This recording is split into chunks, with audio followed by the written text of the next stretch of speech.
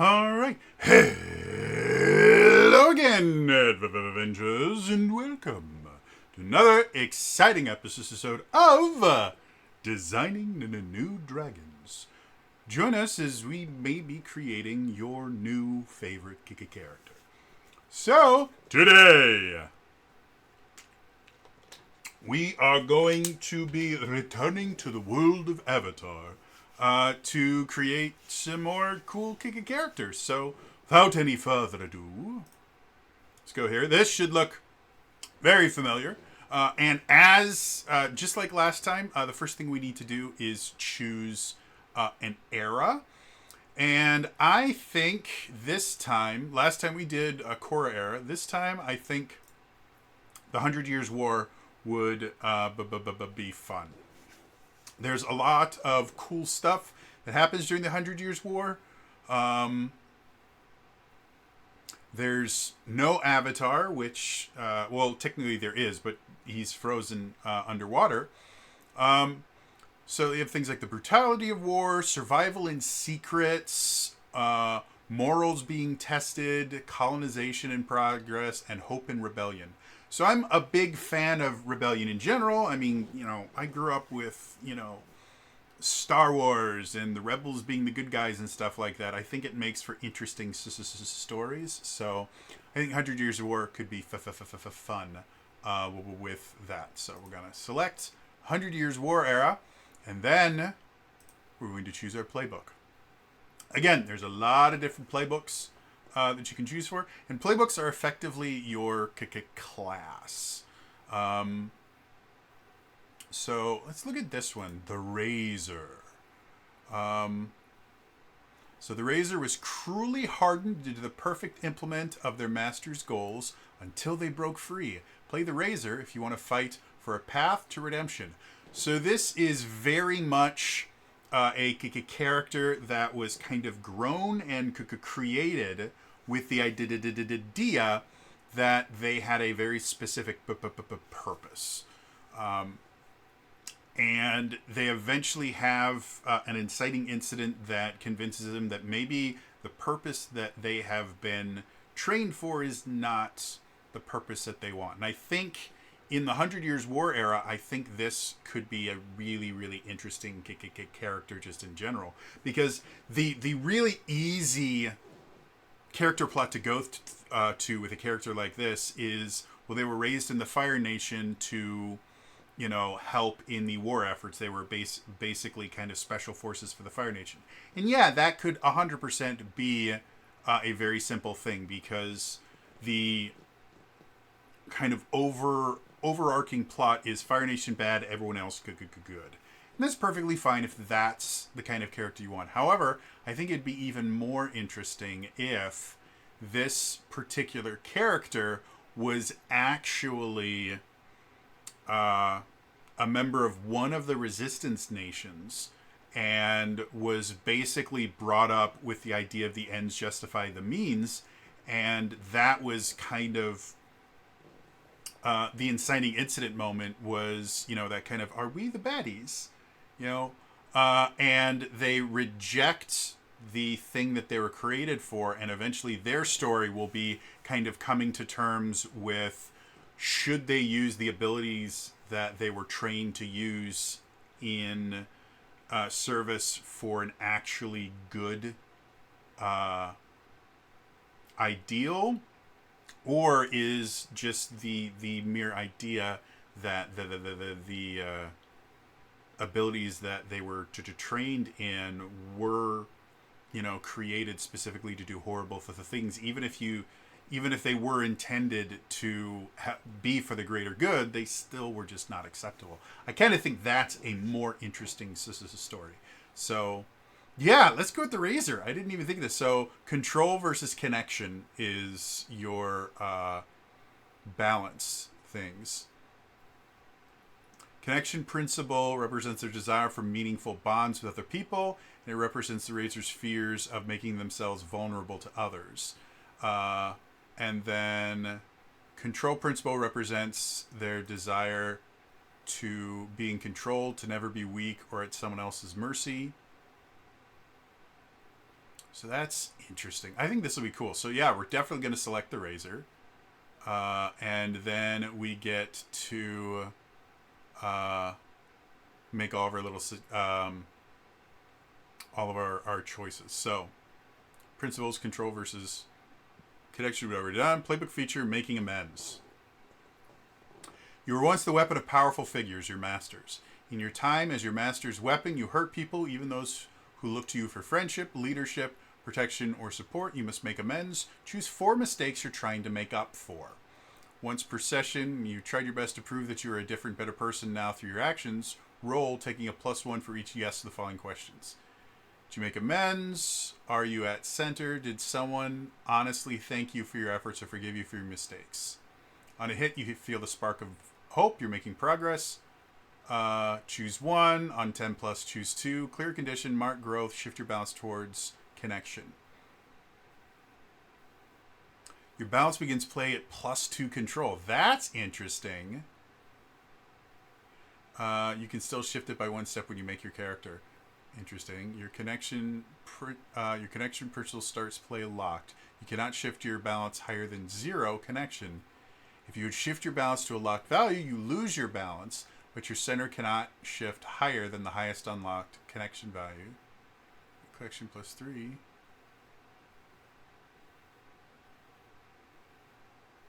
This is really interesting. Okay, when you supplement your feelings to be effective, clear conditions. Okay, cool. All right, so let's choose our mistakes. So I tried to subjugate or dominate a group or place. I betrayed a person or group with who trusted in me a vital moment. Destroyed someone trying to save me from myself or my masters. Delivered an innocent into the clutches of my masters. I like this one. Because that, to me, that is a real... that's a real crisis of faith moment. Because, again, the idea of the ends justify the means. However, when you see someone, not just an innocent suffering, but an innocent suffering specifically because of what you did, and you are responsible for that, that's a huge thing. So I think we'll choose that. I badly injured someone in an accident or a moment of weakness. Trained someone younger than me using the same awful methods. I think these could both be linked. Yeah.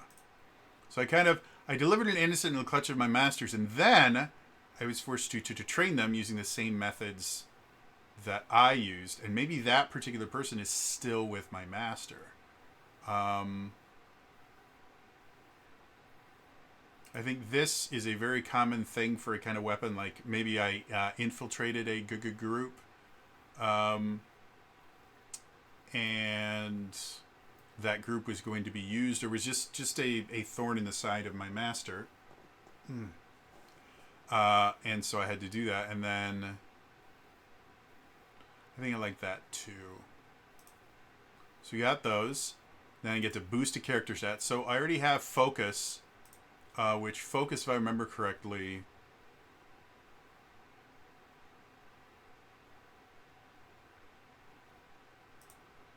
I think I want passion.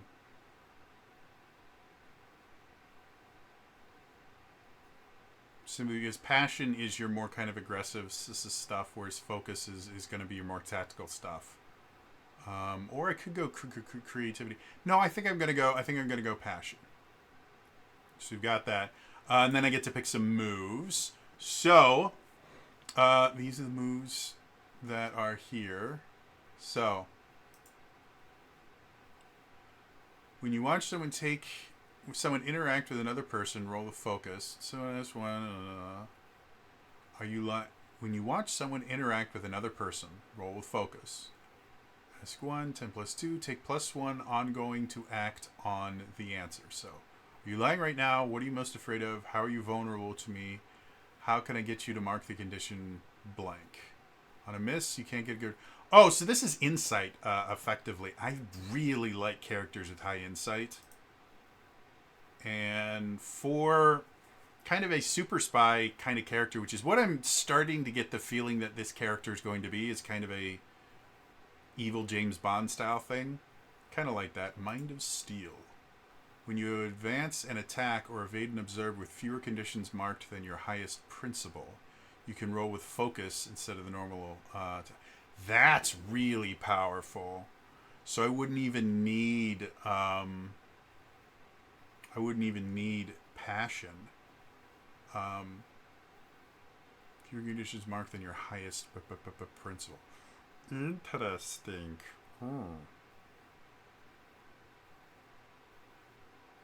Let's look at other stuff. Air Cutting Edge. Take +1 to focus. That would be very nice too. Because that would give me a +3 in focus. But I really like Mind of Steel too. Can we get it? You trick someone by provoking them through their conditions. Roll with their conditions marked instead of creativity. That's interesting. And then winning is everything. Use dirty targets, starting as an innocent foe. At the start of a combat exchange, instead of using one of the standard approaches, see what you want to do and take a 10+ instead of rolling the stance move. You become favored. Not a fan of that one. I think I'm going to take Air Cutting Edge. Just to kind of min-max this one. So yeah, that's our playbook. Moving on.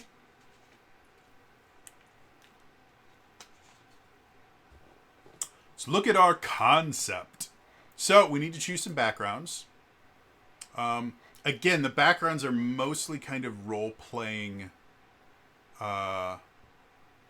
aids. There's not a ton that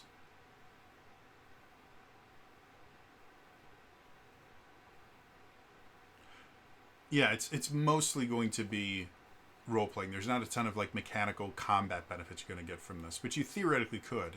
So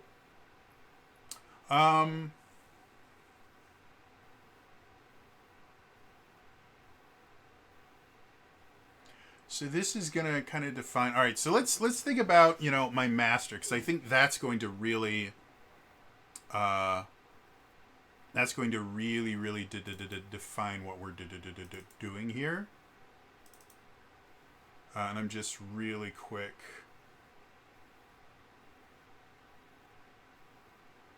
opening up the Avatar book simply so that I can use the World of Avatar stuff. So let's think first things first. Let's think about what nation we're from.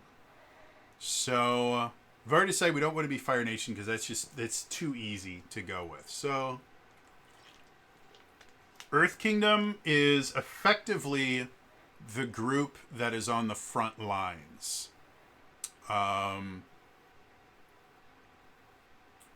So they're the ones that are having the most kind of active battle with the Fire Nation. The water tribes, the Southern Water Tribe gets kind of decimated by the Fire Nation. The Northern Water Tribe, they have their wall and everything, and they're a little bit more kind of isolationist. And then the Air Nomads, theoretically, the start of the 100-Year War started with the murder of most of the Air Nomads. Depending on which lore you're using, technically it starts with the murder of all the Air Nomads. So I think I like the idea of being from the water tribes. But I think it would be kind of interesting if we go wilderness, because we'll be Southern Water Tribe, and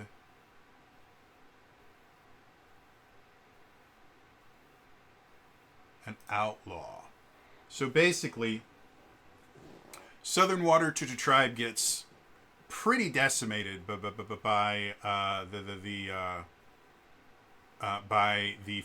Fire Nation, and they kind of turn to effectively a survival style mentality. They're not really trying to actively fight in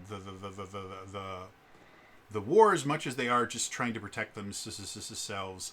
I guess it's not really true because the men from the Southern Water Tribe do go off to war to fight. So anyway, so yeah, there is an aspect of the Southern Water Tribe that is very aggressive, and I think the group that I belong to is basically a splinter organization off of the Southern Water Tribe warriors that would eventually include Sokka and Katara's father. And the techniques and everything that I'm taught are considered a line too far to be used. And so that's what causes me to kind of, like, I'm kidnapped from the Southern Water Tribe very, very early, after this group has already been kicked out of the Southern Water Tribe. And so they're outlaws, and we grow up in the wilderness. So, easy enough. For my hometown, I want to see Wolf Cove. I think hometown is technically going to be Wolf Cove, because that's the city where Sokka and Katara are from. It's the capital of the Southern Water Tribes. So I think that's where I originally came from. But I guess we could go wilderness around. Really? I can't type. It's a wilderness around Wolf Cove. So I was technically born in Wolf Cove, stolen from Wolf Cove, and then I grew up in the wilderness around Wolf Cove. So yeah, that's cool. Look, I don't think I need to do any of these right now. Demeanor.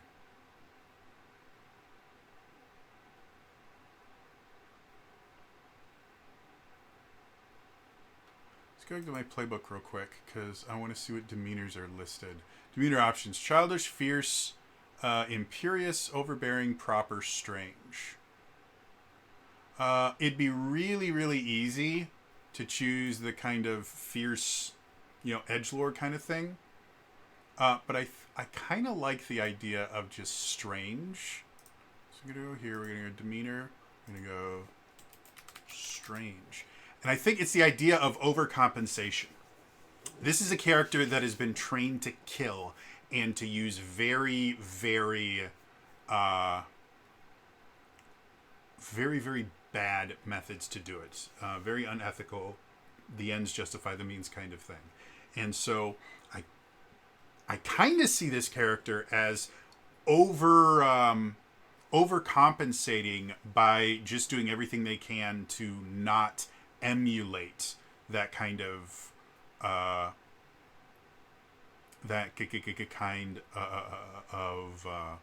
mannerisms and the things like that. Like, they don't want people to be afraid of them, and what it turns out being is they just kind of come off as strange, because again, they were raised entirely to be this killing machine, this weapon, and because of it, they don't know how to interact with other people, but they've gotten kind of ideas through the infiltration stuff that they've done about how some people act. And so when they're trying to emulate that, they haven't really learned the right way to do it, because all of their education has been skewed by this weird point of view. So yeah, I kind of like that idea. And then history questions. Why were you chosen to be honed, perfected, and used by your masters? They broke off from the Southern Water Tribe warriors for using unethical and brutal tactics. Who was the former master you were closest to? Let's see. Former master was closest to. Let's.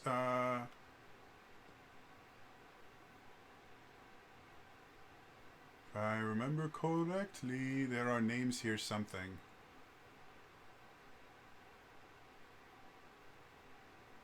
Years, Aang era. Alright, let's go back to play materials. Is it here?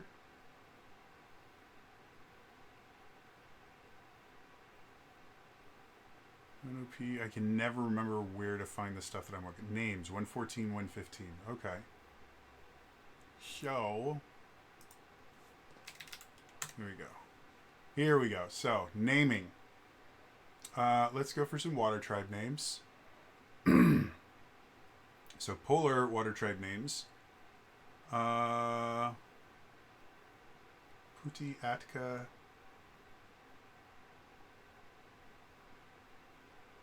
Kind of like Kalik. Kalik is an Intuit name, which means lightning. So I'm kind of into that.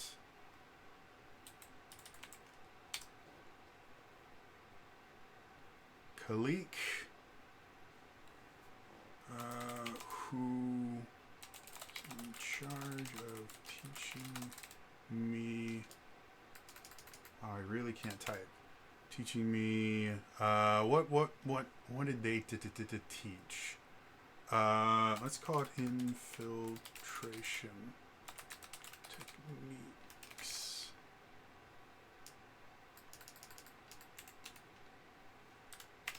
Infiltration techniques. So he was kind of my espionage teacher. But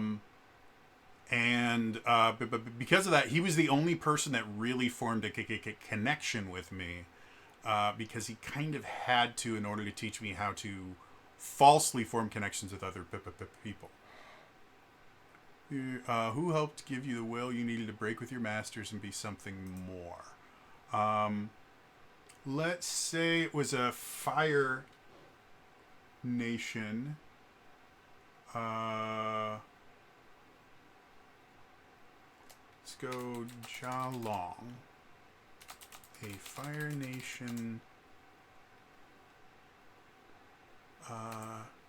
youth conscripted into the army unwillingly that I refused to kill. What tone of your masters can you not bring yourself to throw away? This is interesting.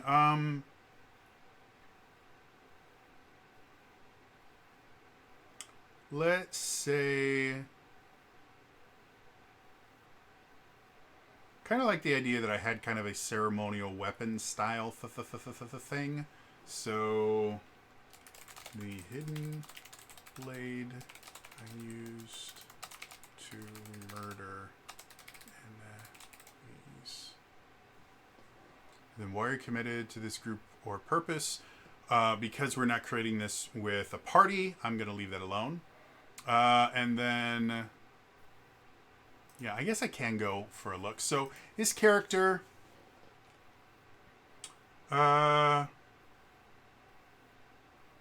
likes to hide in plain sight now.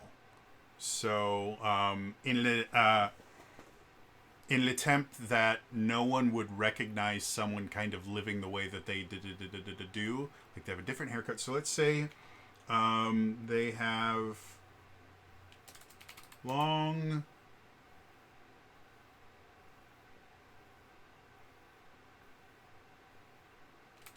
red hair that they dye.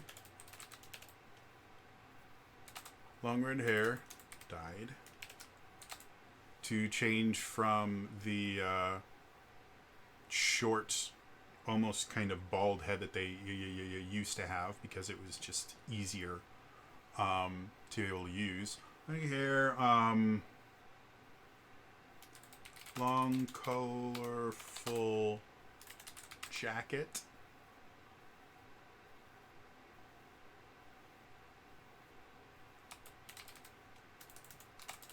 And obnoxious Obnoxiously brightly colored glasses. Fake. So, they dye their hair red and they drew it out so that they would look very, very different. They wear this long, colorful jacket that makes them stand out even more. And then they have these bright, kind of big, brightly colored glasses that they will wear that they kind of feign being completely blind without. I like that. I think that's interesting. Cool. So that's our concept. Moving on. All right. Let's do some training. So now we need to choose what our training is and what our signature style is. So obviously, because I'm from the water tribe, I could definitely do water bending, or I could do weapons or technology. We've already done technology once, so I'm thinking weapons might be fun. Or it could be just as interesting if... because we could go back to the concept and change my hometown into a Fire Nation, and perhaps I was kidnapped from there to be used against them. Nah, I think I'm going to stick with waterbending. So, yeah, I think for the concept that we've come up with, I think this is going to be the most interesting one. But signature style. So first of all, let's select waterbending, but we need to come up with a signature style. So something that was completely unethical is part of what I do for my water bending. Now, the simple one would be saying blood bending, because obviously blood bending very, very taboo amongst the water tribes. However, it's an advanced technique, and I don't want to create effectively a first level character that has this advanced level technique. But I do kind of like the idea of puppetry or something like that. So maybe we could do...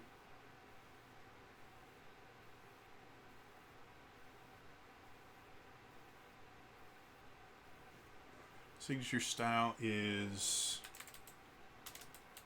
water, ropes, and whips. So, my particular character, the thing that was kind of really unethical about it is the particular... Like, water whip is a classic waterbending move, but my particular mastery of it is I will go for... Like, I will water whip and, like, wrap someone around their neck and choke them out with it, or... use it to kind of manipulate other people as kind of a puppetry style thing without having to use bloodbending. And so that's what the water whips would be me, like, wrapping around and choking people or breaking necks and things like that. The water ropes would be me, or water... It's not even ropes. Let's go water strings. So the strings would be ways that I would basically kind of manipulate other people. And that opens the door for later on possibly having the chance to learn blood bending, because it fits with my fighting style, and it would kind of be an upgraded version of my water strings without and then that would be kind of a moment of balance kind of thing. So yeah, I think that would be really, really cool. So yeah, moving on. All right, let's look at techniques. So again, for a campaign, we get a master technique and a learn technique. For a one-shot, we get that. So we're going to do a campaign. Our master technique is lure, which I believe comes from our thing. So you put a foe off balance by luring them in. Name a foe you lure. They don't attempt to either inflict fatigue, condition balance shifts, or negative statuses on you. By the end of this exchange, they must mark 2 fatigue. So this is So this is kind of a taunt style thing, which I'm interested in. Let's look at my water bending moves. So here is a blood bending technique. We're not going to do that. Arms of the ocean's reach. Pull water along your arm to create 2 long tendrils with which to maneuver, attack, and exchange. Mark a fatigue to become prepared. When you're prepared, your reach is extended by your watery tendrils. It costs foes an extra. Stop it. Fatigue to disengage with you in any way. If you use Water Whip, Optimus Form, Crushing Grip of Seas, or any other advanced technique that uses water tendrils. It's kind of interesting. So, alright. Breath of Ice, Creeping Ice, Crushing Grip of Seas. Throw a tendril of water that wraps onto foe's limbs that holds it in place.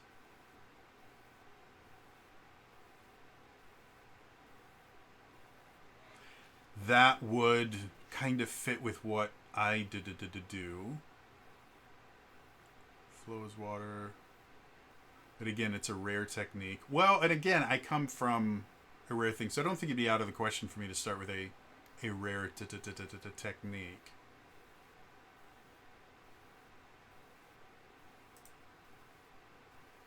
Cover your fingers with ice to create sharp, pointed claws. Doesn't really fit with my fighting style, though. Ice Gauntlet.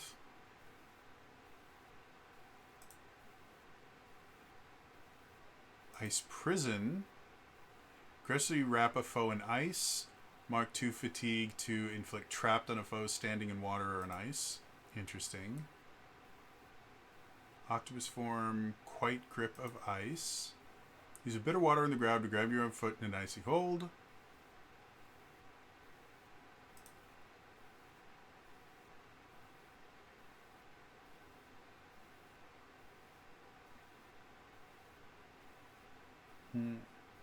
Surf the Wave, Water Cloak.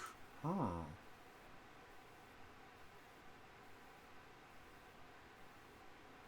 that's kind of interesting. That's a defense kind of thing. Water Knife, Water Sphere Shield, and then obviously Water Whip. I have a hard time not choosing Water Whip for this particular character because, again, it's such an open-ended technique. So lash out with a tendril of water, mark 1 fatigue to inflict a condition, or 2 fatigue, your choice. So like this, I just get to choose a condition, and it just seems really, really useful. So yeah, it's kind of boring, but it just fits the character so well. So yeah, we're gonna go Water Whip. Yeah, and that's basically the character. So we can move over to here. Moving on.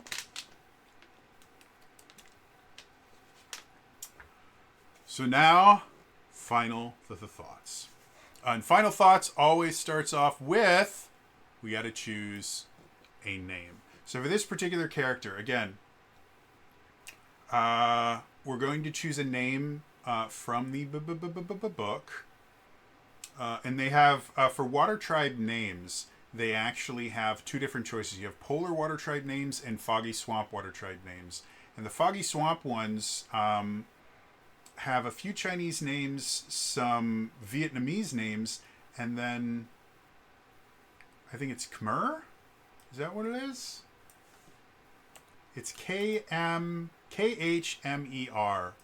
I'm going to actually look it up to see what it is. Where are ethnic group native Cambodia?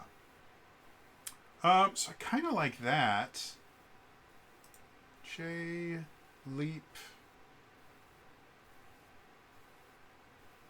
I think we're gonna call this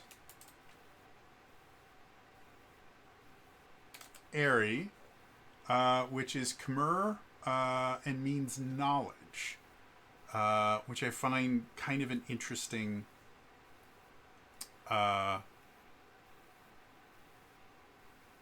find that kind of interesting in the idea that this is a character that's meant to be knowledge, and they're all of their knowledge is used to kill and maim and things like that. So with that being said, here is our character sheet. As you can see, we start off.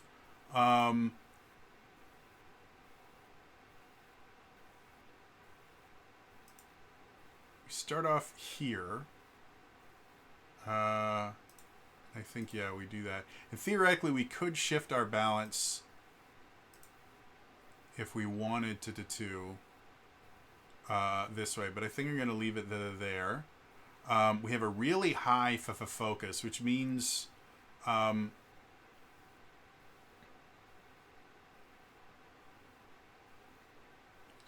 connection center shift. If when we do growth,